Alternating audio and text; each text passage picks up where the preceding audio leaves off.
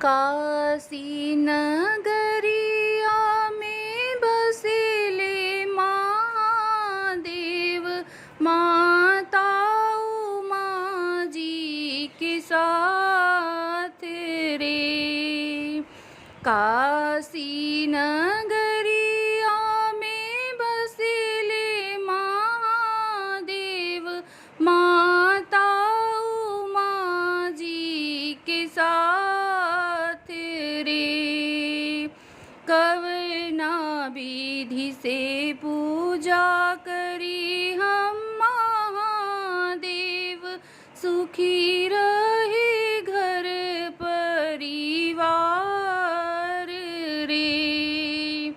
कवना विधि से पूजा करी हम महादेव, सुखी रहे घर परिवार रे। काशी नगरिया में बसेले महादेव, माता उमा जी के साथ रे। कवना विधि से पूजा करी हम महादेव, सुखी रहे घर परिवार रे। कवना विधि से पूजा करी हम महादेव, सुखी रहे घर परिवार रे।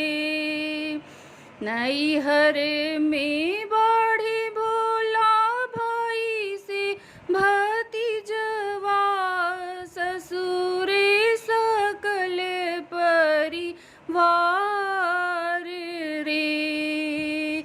कवना विधि से पूजा करी हम महादेव, सुखी रहे घर परिवार रे।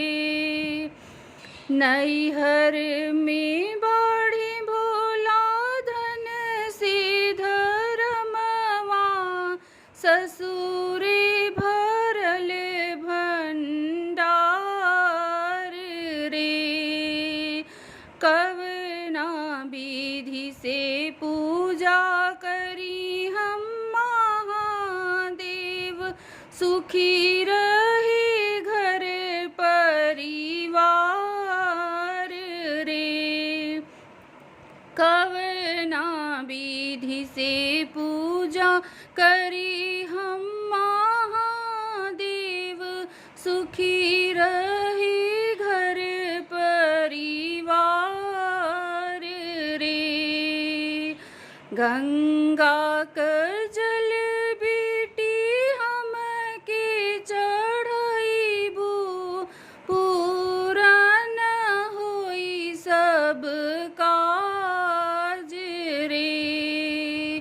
गंगा कर जल बेटी हमके चढ़ाईबू, पूरा न होई सब काज रे। श्रद्धा से बेटी मोर करबू पूजनिया, भरल रही तोहर भंडार रे।